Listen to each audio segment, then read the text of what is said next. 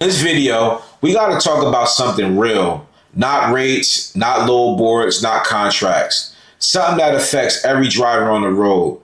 A truck driver was just released from jail after being charged in a deadly crash. A crash that killed 8 people. 5 of them were kids. You see headlines like this and it hits you different. Because as truckers, we carry weight, not just freight.